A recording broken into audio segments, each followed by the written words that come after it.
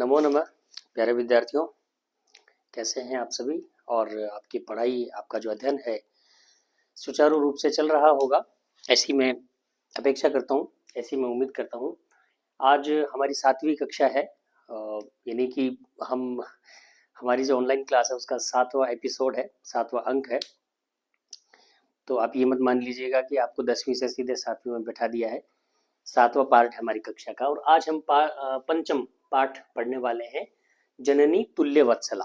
ठीक है, तो जननी तुल्य वत्सला जो पाठ है ये आज हम पढ़ेंगे। बाकी के 4 पाठ हम पढ़ चुके हैं, और मैं ऐसी उम्मीद करता हूँ कि आपको शायद समझ में आ गया होगा। कोई अगर आपकी क्वेरी है, दिक्कत है, परेशानी है, हर बार कहता हूँ आप समस्याएं रखिए। अगर कोई दिक्कत है तो कमेंट करिए, उसका समाधान हम ज़रूर करेंगे। देखिए, सबसे पहले हर बार मैं जिक्र करता हूँ, हर पाठ में मैं जिक्र करता हूँ कि आप किसी भी पाठ के जो लेखक हैं और उसका जो मुख्य सोर्स है, यानी वो कहाँ से लिया गया है, उसके ग्रंथ का जो नाम है, वो सब आप ज़रूर लिखा करें, ताकि उसमें आपको जो है आगे काम आएगा। तो जननी तुल्य वत्सला जो पाठ हमारा है, इसके अंदर देखिए, प्रस्तुतो अयम पाठ है महर्षि वेद व्यास विरचित से। महर्षि जो वेद व्यास है, उन्होंने जो रचना की है, उनके द्वारा जो रचा गया है, ऐतिहासिक ग्रंथ से। एक ऐतिहासिक ग्रंथ है महाभारत, जिसका नाम है महाभारत। वहाँ के वन पर्व, उसमें बहुत सारे पर्व दिए गए हैं। महाभारत पर्वों में विभाजित है। जो महाभारत महाकाव्य है वो पर्वों में जो है विभाजित है। जैसे रामायण को कांड से विभाजित किया गया है, रामायण के अंदर कुल 7 कांड हैं, तो उसी प्रकार महाभारत के अंदर जो है पर्व दिए गए हैं। नाटक जो होता है वो पर्वों में विभाजित किया जाता है, ग्रंथ जो होता है। तो इसके महाभारत के वन पर्व से लिया गया है। और ये जो कथा है ये सभी प्राणियों में जो है एक मातृत्व प्रेम की भावना चली। ठीक है, ये तो कोई खास बात नहीं है। तो आपको विशेष रूप से ध्यान क्या रखना है, एक मिनट में चेक कर लूँ। मेरे लिए क्या है, थोड़ी सी ये परेशानी की बात है, विडम्बना की, मैं भूल जाता हूँ कई बार माइक चालू हुआ कि नहीं हुआ। ऐसा मेरे साथ 2-3 बार हुआ। 2-3 घंटे की क्लास मुझे दोबारा से करनी पड़ी है। खैर, धीरे धीरे आदत पड़ेगी, क्योंकि सीधा क्लास में जाकर के चौक उठाया, बोर्ड डस्टर वगैरह लिया, बोर्ड पे पढ़ाने का काम रहता है, तो ये सब माइक वाइक देखने का काम पड़ा ही नहीं है। तो धीरे धीरे हम इसको अभ्यस्त हो जाएंगे। तो ये जो है हमारा, ये महाभारत, महाभारत के कौन से पर्व से है ये, एक मिनट में देख लेता हूँ इसमें कौन सा दिया है, ताकि गलत नहीं हो आपके। महाभारत ग्रंथात वन पर्व, ठीक है, मैं भी यही लिख रहा था। वन पर्व से इसको लिया गया है। कौन सा पर्व है आपके, वन पर्व से इसको लिया गया है।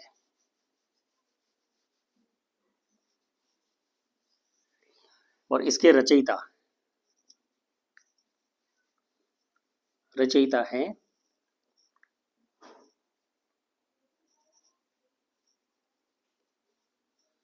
महर्षि वेदव्यास।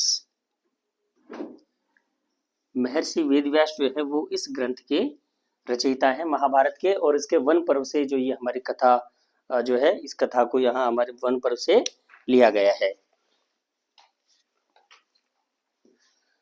तो चलिए करते हैं शुरू आज के इस अध्याय का। इस अध्याय को हम पढ़ना शुरू करते हैं।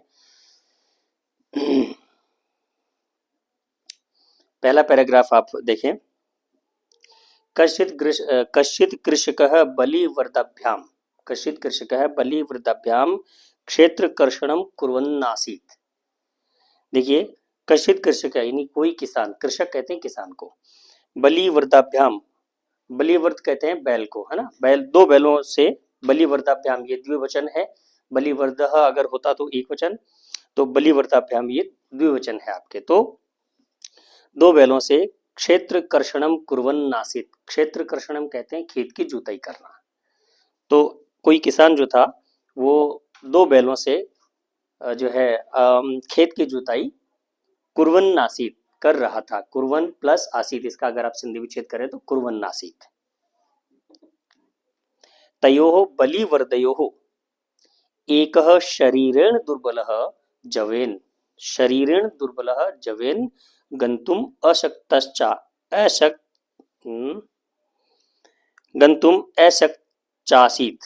देखिए, तयोः बलिवर्दयो, उन दोनों बैलों में, एक शरीरेण, एक जो बैल था वो शरीर से दुर्बलः जवेन, बहुत ही दुर्बल था।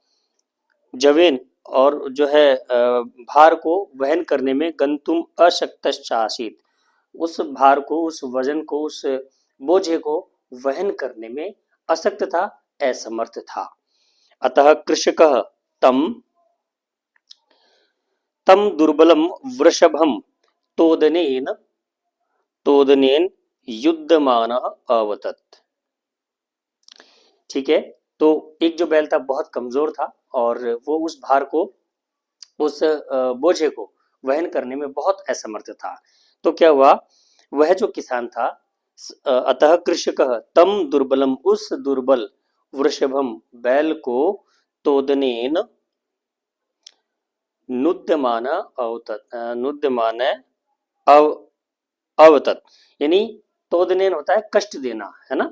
तो वो जो किसान था उस बैल को कष्ट देते हुए, नुद्यमाना मतलब प्रताड़ित करते हुए उसको जो है जबरदस्ती, मतलब उसको हल में जोतने का प्रयत्न वो कर रहा था। सह ऋषभः हल मूढ़वा गंतुम अशक्तः क्षेत्रे, गंतुम अशक्तः क्षेत्रे पपातः। देखिए, बहुत अच्छी बात इसमें आई है। तो हुआ क्या, हुआ ये कि सह ऋषभ, वह जो ऋषभ, अब देखिए पहले तो बैल के लिए क्या शब्द आया था, बलिवर्ध, और अब आया है ऋषभ। तो ये दोनों पर्यायवाची शब्द है, आप कॉपी में लिखते चले साथ साथ में। तो वो जो बैल था, हल मुडवा, हल को उठाकर, है ना, गंतुम अशक्त क्षेत्रे, बहुत निस्सहाय अवस्था में चलते हुए, खेत खेत की तरफ जाते हुए, खेत में जाकर के पपात, एकदम से गिर गया, क्योंकि बहुत बहुत कमजोर था वो बैल, और उसकी हिम्मत नहीं थी कि वो हल को वहन कर सके, हल के भार को वहन कर सके, हल जो था उसका वजन को वो उठा सके। लेकिन फिर भी कृषक ने उसको जो है उसको पीड़ा देते हुए उसको जबरदस्ती उठाया, और उस हल को लेकर के वो चलने लगा, खेत में जाकर के वो गिर गया। क्रुद्धः कृषकः, क्रुद्धः कृषकः तम उत्थापयितुम बहुवारम यत्नम अकरोत्। क्रोधित हुआ हुआ किसान जो था, उसने क्या किया, तम उत्थापयितुम, तम प्लस उत्थापयितुम, तुमुन प्रत्यय इसके अंदर है आपके, तो उस तुमुन प्रत्यय के लिए के अर्थ में प्रयोग होता है, उस बैल को उठाने के लिए बहुवारम, बार बार, यत्नम अकरोत्, प्रयत्न किया।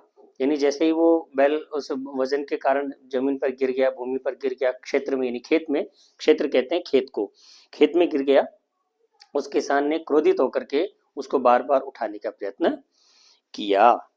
तथापि तथापि वृष नोत्थितः, फिर भी वृषभ यानी जो बैल था वो नहीं उठा।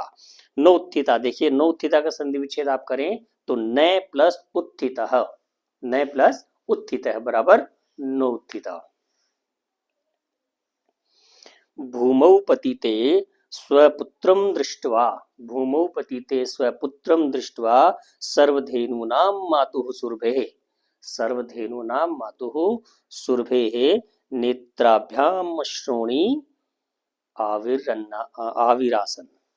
देखिए क्या हुआ, भूमौ पतिते स्वपुत्रम दृष्टवा, भूमि पर गिरे हुए स्वयं के पुत्र को देखकर, दृष्टवा, पहले किसी पाठ में हमने इस शब्द को पढ़ा है दृष्टवा को, आपको अगर ध्यान है तो वो जो बुद्धिर बलवती वाले पाठ में दृष्टवा शब्द आया था, मुझे ध्यान है। तो दृष्टवा में दृश्य धातु और कत्वा प्रत्यय यानी देख कर।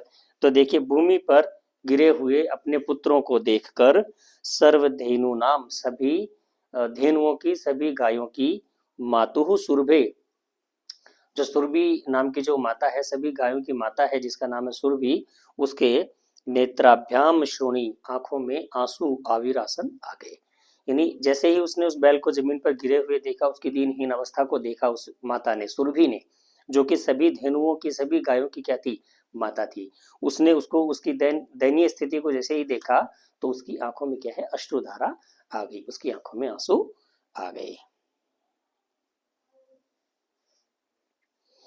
सुरभि इमाम अवस्थाम दृष्ट्वा सुराधिपः, सुराधिपः कहते हैं इंद्र को, ताम पृच्छत, सुरभि इमाम अवस्थाम दृष्ट्वा, सुरभि की इस प्रकार की अवस्था को देखकर, सुराधिपः इंद्र जो है, ताम पृच्छन उसको पूछा, इंद्र ने उसको पूछा, जैसे ही उसने सुरभि की ऐसी अवस्था को देखा, इस इंद्र ने जो है उसको पूछा, अयि सुरभे, अरे सुरभि, किम एवं रोदेशी, इस प्रकार क्यों इस प्रकार से तुम रो रही हो।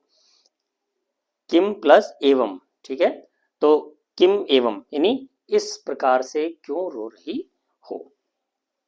अब सुरभि कह रही है, विनीपातो न वह विनीपातो न वह कश्चित दृश्यते दृश्यते त्रिदशादीपः, अहम तु पुत्रम शोचामि तेन रोदिमि कौशिकः। तो ये श्लोक बोला है उसमें सुरभि ने, क्या बोला है श्लोक में, क्या है, विनीपातो न व कश्चित दृश्यते त्रिदशाधिपः, यानी हे तीनों दिशाओं के अधिपति, हे तीनों दशाओं के महाराज इंद्र को कह रही हैं, क्या आपको भूमि पर गिरा हुआ वह दिन नजर नहीं आ रहा। अहम तो पुत्रम सोचामी, मैं तो उस पुत्र के विषय में सोच रही हूँ।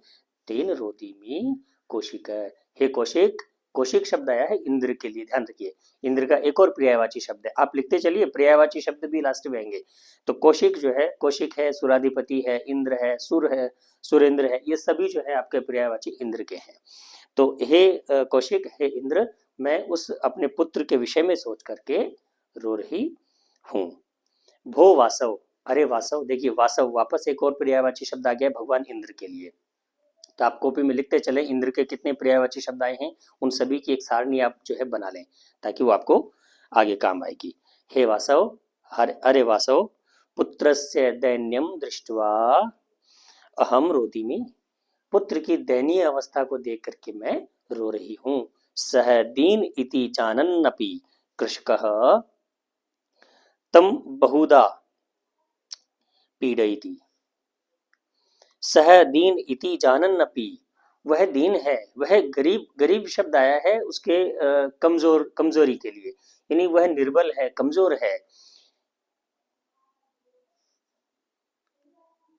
जानन्नपि, वह कमजोर है, ऐसा जानते हुए भी, कृषक तम, किसान जो है, तम बहुवारम पीड़यति, मतलब वह गरीब है या फिर वह निर्बल है, ऐसा जानते हुए भी वह जो किसान है, वह जो कृषक है, उसको बार बार क्या है, पीड़ित कर रहा है, उसको बार बार परेशान कर रहा है।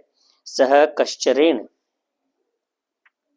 सह कृच्छरेण, सह कृच्छरेण भार मुद्वहति, भार मुद्वहति, कृच्छरेण कहते हैं कठिनता से, है ना, वह उस वजन को, उस भार को बहुत कठिनता से उठा रहा है, बहुत परेशानी से उसको वहन कर रहा है। इतरम इव धूरम वोढुम सह न शक्नोति, इस तरीके से ये जो धूरम यानी जो वो उसका हल आगे वाला, जिसको हल का जो आगे वाला भाग होता है ना, जिसको जुआ कहते हैं, उसको उठाने के लिए वह जो है वोढुम यानी उसको उठाने के लिए सह न शक्नोति, वह सक्षम नहीं है, यानी हल का जो जुआ है, हल का जो आगे का हिस्सा है, उस वजन को अपनी पीठ पर वहन करने में, झेलने में वो जो बैल है वो समर्थ नहीं है।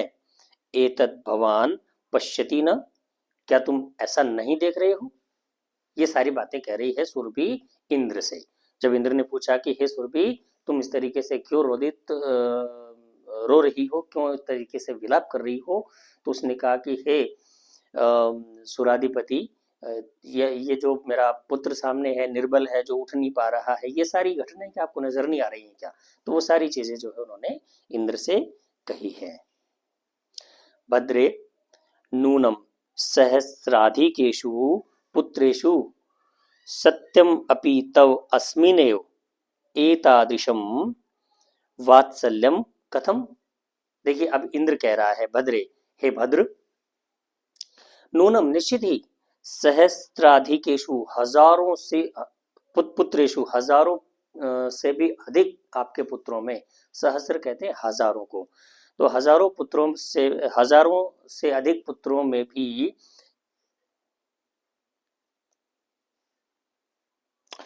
सतस्वपि तव अस्मिन्नेव एतादृशम, तुम्हारा जो है इस पुत्र में ही इस प्रकार वात्सल्यम कथम, इस प्रकार का वात्सल्य क्यों है, यानी तुम्हारे हजारों पुत्र हैं और उन हजारों पुत्रों में से सिर्फ इस एक पुत्र के अंदर ही इतना प्रेम क्यों है। इति इंद्रेण पृष्ठा, इति इंद्रेण पृष्ठा सुरभि प्रत्युवचत, यानी ऐसा इंद्र ने पूछा और अब सुरभि उसका उत्तर दे रही है। इंद्र ने क्या पूछा कि तुम्हारे हजारों पुत्र हैं, हजारों पुत्रों में से भी तुम्हारा जो स्नेह है, तुम्हारा जो प्रेम है वो सिर्फ इस एक पुत्र के अंदर ही क्यों है। तो अब सुरभि एक श्लोक के माध्यम से जवाब दे रही है, यदि पुत्र सहस्रम में, यदि पुत्र सहस्रम में सर्वत्र सममेव में, दीनस्य तु ततः, दीनस्य तु सतः शकरः। देखिए कितनी अच्छी बात कही है, यदि पुत्र सहस्रम में, यदि मेरे हजारों पुत्र हैं, सर्वत्र सममेव में, और मेरा जो स्नेह है, मेरा जो प्रेम है वो सभी पुत्रों में समान है। दीनस्य तु सतः शकर, लेकिन हे शकर, देखिए इंद्र का एक और पर्यायवाची शब्द यहाँ पे आया है शक्र, शक्र कहते हैं इंद्र को, ध्यान रखिए कितने सारे शब्द आए हैं, आप नोट करते जाइए।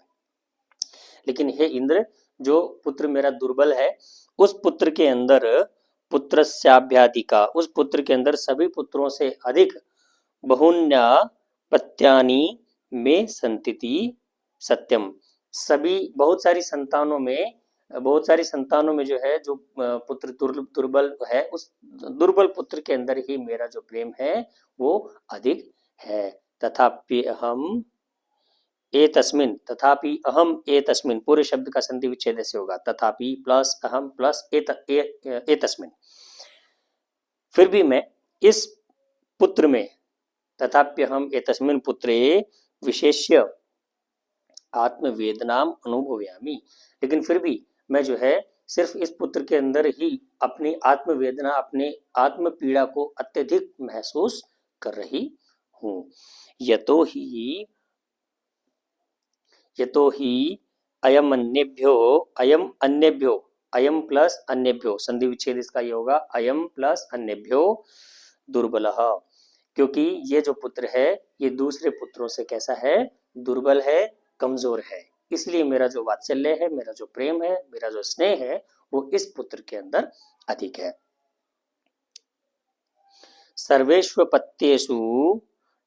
सर्वेष्वपत्येषु जननी तुल्य वत्सलायु, यानी पत्य, पत्य कहते हैं संतान को, है ना, सर्वेष्वपत्येषु, मेरी सभी संतानों में, पत्य कहते हैं संतान को, मेरी सभी संतानों में जननी यानी माता जो है, माता का तुल्य वत्सला, प्रेम जो है एक समान होता है, प्रेम बराबर होता है। सभी पुत्रों में, सभी संतानों में माता का प्रेम कैसा होता है, एक समान होता है, एक जैसा होता है। तथापि दुर्बले सुते मातुः अभ्यधिका कृपा, अभ्यधिका की कृपा सहजैव, लेकिन फिर भी सुरभि कह रही है कि भाई तथापि जो संतान है, संतान जो भी संतान है उनके लिए माता का जो प्रेम है वो एक समान होता है, चाहे वो 5 हैं, चाहे 10 हैं, 20 हैं, 15 हैं या 7 हैं, जितने भी उसके पुत्र हैं उनमें सभी में माता का जो स्नेह है वो कैसा होता है, एक समान होता है। तथापि लेकिन उन सभी में जो दुर्बल होता है, जो कमजोर होता है या जो थोड़ा सा अशक्त होता है, उनमें सुते, सुते कहते हैं पुत्र के अंदर, सुत शब्द सप्तमी विभक्ति एक वचन का रूप है ये, सुत यानी पुत्र, तो उस पुत्र में मातु, माता शब्द षष्ठी विभक्ति एक वचन का रूप है, मातु यानी माता का, अभ्याधिका कृपा सहज, माँ की अधिक कृपा होना सहज ही है। ठीक है, समझ में आ गया आपको।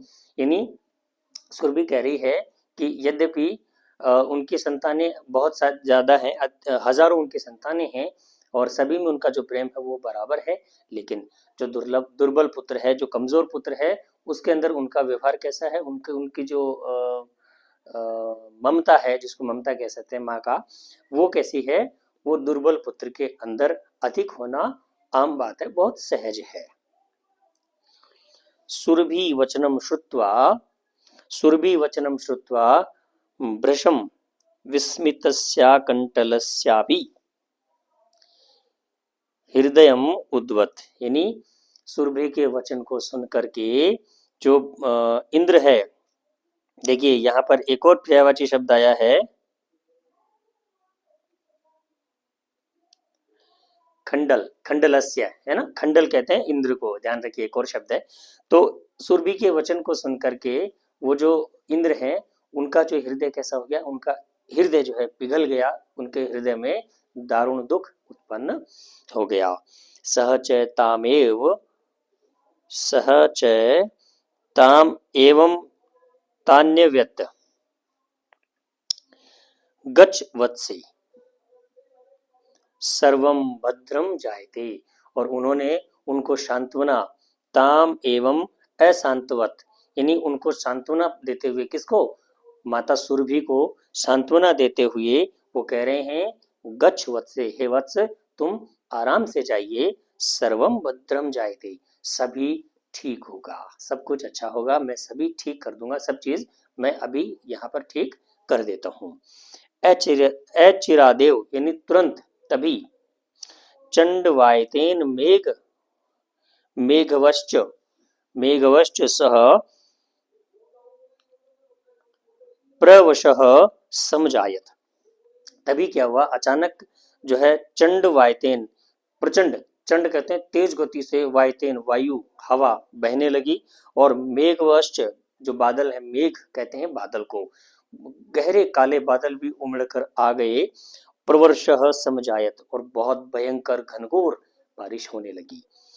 लोकानाम पश्यताम, लोकानाम पश्यताम एव सर्वत्र जलोप्लवः संजातः, और लोक में, संसार में चारों तरफ जहां भी देखे वहां पूरे जो है सभी जगह जल ही जल जो है हो गया। कृषकः हर्षितारेकेण कृषाण विमुक्त, हर्षितारेकेण कृषण मुक्तः सन वृषभौ नीत्वा नीत्वा गृहम जगात। देखिए सर्वत्र, ठीक है, सभी जगह पानी पानी हो गया, जैसे इंद्र ने देखा कि भी उनको कहा माँ सुरभि को कि अब आप चले जाइए आराम से, आपको चिंता करने की कोई आवश्यकता नहीं है। और तभी क्या हुआ, प्रचंड वायु बहने लगी, काले मेघ, काले बादल जो है उमड़ घुमड़ करके आसमान में छा गए, और घनघोर वर्षा होने लगी, और चारों तरफ देखते ही देखते पानी पानी बह गया, भर गया। तो उसके बाद क्या हुआ, उस बारिश को देखकर, उस पानी को देखकर वह जो किसान था वो बहुत खुश होकर के, बहुत प्रसन्नचित होकर के, हर्षित रेकेण, यानी बहुत प्रसन्नता से, कृष्णा विमुक्त, कृष्ण, कृष्ण कहते हैं खेत को जोतना, ठीक है, विमुक्त, कृष्ण प्लस विमुक्त, खेत को जोतना छोड़कर, सन सन वृषभौ, उन दोनों बैलों को, नित्वा लेकर, गृहम आगतः, घर चला गया। जैसे ही देखा चारों तरफ बारिश हो गई, क्योंकि जब बारिश ही हो गई तो खेत में पानी की आवश्यकता है ही नहीं, और जब पानी खेत में भर गया तो हल जोत ही नहीं सकते जब तक पानी नहीं सूख जाएगा। तो किसान बहुत प्रसन्न हुआ, और दोनों जो बैलों को लेकर के वो क्या हुआ, अपने घर आ गया।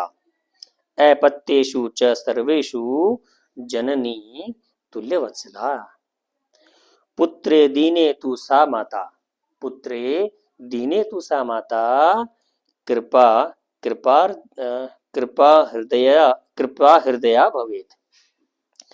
देखिए श्लोक का क्या भावार्थ है, अपत्येषु च सर्वेषु जननी तुल्यवत्सला। अपत्येषु, पत्य मैंने कहा, पत्य कहते हैं संतान को, तो जो जितनी भी संतानें हैं, जो संतानें हैं सभी संतानों में, सर्वेषु जननी तुल्यवत्सला, सभी संतानों में माँ का जो वात्सल्य है, माँ का जो प्रेम है, वो कैसा होता है, एक समान होता है। लेकिन पुत्रे दीने तु सा माता, लेकिन जो दीन, कमजोर जो पुत्र होता है, उस पुत्र में उस माता की जो कृपा दृष्टि है वो सहज ही अधिक देखी जा सकती है। तो प्यारे विद्यार्थियों, ये आपका जो पाठ है, ये अध्याय है आपका पूरा हो गया है, जननी तुल्यवत्सला। इसमें अगर आपको कोई क्वेरी हो तो आप मुझे ज़रूर बता सकते हैं। हालांकि इस पर लिखने की आवश्यकता आज मुझे महसूस नहीं हुई, इसलिए मैंने नहीं लिखा है ना। और कठिन शब्द, संधि विच्छेद, प्रत्यय वगैरह जो मुझे लगा इम्पोर्टेंट है बोलना चाहिए, वो मैंने बोल करके बताया है, आपने कॉपी के अंदर लिखा होगा। अगला जो हम वीडियो हमारा आएगा, अगली जो क्लास आएगी, उसमें हम इस पाठ के प्रश्न उत्तर करेंगे, जिसमें सारी चीज़ें हम बहुत विस्तार से देखने वाले हैं और हर एक चीज़ को बहुत बारीकी से हम उसको जो है देखेंगे और एक एक प्रश्न को हल करेंगे, चाहे वो संधि का होगा, चाहे समास का होगा, चाहे प्रत्यय वगैरह जो भी उसके अंदर आते हैं, उपसर्ग है, पर्यायवाची है। और मैं ऐसा मान के चल रहा हूँ कि पर्यायवाची पाठ पढ़ाते टाइम पे अगर आप लिख रहे हैं तो बहुत अच्छा संग्रह आपका पर्यायवाची का तैयार हो रहा है। तो अगर आप नहीं लिख रहे हैं तो लिखते चले जाइए, ताकि वो एक आपको अंत में एग्जाम के टाइम पे वो चीज़ें काम आने वाली हैं। तो ठीक है प्यारे विद्यार्थियों, अब इस कक्षा को हम यहीं विराम देंगे और एक बात आपसे कहूँगा जाते जाते, चैनल को सब्सक्राइब तो आप करेंगे ही, उसके साथ में शेयर भी करेंगे अपने साथियों को, दोस्तों को, फ्रेंड्स को, और आपके भाई को, बहन को, जो भी आपके रिश्तेदार वगैरह में जो कक्षा 10वीं में विद्यार्थी पढ़ रहा है, कहीं ऐसा ना हो कि उसको ये वीडियो अगर मिल गया थोड़ा बहुत, अगर उसका कुछ लाभ उसको मिलता हो, उससे कहीं वो वंचित न रह जाए। मैं ऐसा नहीं कहता कि उसको सारा कुछ मिल जाएगा इस वीडियो से, नहीं, सभी चीज़ें मिलना बहुत मुश्किल है, लेकिन मैं ऐसा मानता हूँ कि वो अगर इस कक्षा को कोई भी देखेगा तो निश्चित रूप से 10वीं कक्षा के अंदर बोर्ड एग्जाम में उसको बहुत प्रॉफिट होने वाला है, बहुत लाभ होने वाला है। तो आप उस लाभ से खुद भी लाभान्वित हों और आपके दूसरे भाई बहन साथियों को भी इसको लाभान्वित करें। साथ में व्हाट्सएप ग्रुप आपने ज्वाइन नहीं किया तो व्हाट्सएप ग्रुप भी आप ज्वाइन कर लें, डिस्क्रिप्शन के अंदर लिंक दिया हुआ है और सभी इंफॉर्मेशन आपको उसी में ही मिलेंगी। तो अब फिलहाल इस क्लास को मैं यहीं विराम देता हूँ और अगली कक्षा में हम आपसे फिर मुखातिब होंगे। तब तक आप अपनी पढ़ाई करते रहिए और अध्ययन करते रहिए, स्वस्थ रहिए, सबसे बड़ी बात है स्वस्थ रहिए। देखिए सबसे बड़ी चीज़ है कि आजकल एक ध्यान रखने वाली बात है, जो कोविड-19 आया था, कोविड-19 जिसको हम कोरोना का नाम देते हैं, तो आजकल इसका एक नया वेरिएंट आ गया है। मैं आपको एक जानकारी दे देता हूँ इस क्लास के माध्यम से, JN1, ठीक है। ये जो वेरिएंट है, ये वेरिएंट राजस्थान में भी उसकी दस्तक हो चुकी है। हालांकि केरल में तो लगभग 250 से ज़्यादा केसेस आ गए हैं, राजस्थान में भी ये वेरिएंट अब धीरे धीरे फैल रहा है। तो आप लोगों को इस वेरिएंट से बच के रहना है। किसी भी प्रकार का खांसी जुकाम जो भी होता है, तुरंत आप डॉक्टर्स की सलाह लें और मास्क वगैरह अगर उचित लगता है तो उसका आप प्रयोग करें और खुद को बचा करके रखें। मेन बात ये है, कहना मैं ये चाहता हूँ कि स्वयं को बचा कर रखें, ताकि आपके ये जो 2 महीने हैं, लास्ट के 2 माह, ये बहुत इम्पोर्टेंट हैं। ये ध्यान रखिए, मान कर चलिए, ये 2 माह जनवरी और फरवरी, अगर इसमें आपके स्वास्थ्य को कुछ ऊपर नीचे हुआ, कुछ थोड़ा बहुत बीमार हुए, तो आप ये मान के चलिए आपके जो परसेंटेज है, जो एग्रीगेट आप लेकर के चल रहे हैं, आपने अगर 90 का एग्रीगेट लिया है तो वो घट करके आपका मान लीजिए 85 तक आ जाएगा। और अगर आपने 80 का लिया है टारगेट तो वो घट करके आपका 75 या 70 के आसपास भी आ सकता है। क्यों? क्योंकि एक बार बीमार पड़े तो मुश्किल से 8-10 दिन बॉडी को रिकवर होने में लगते हैं।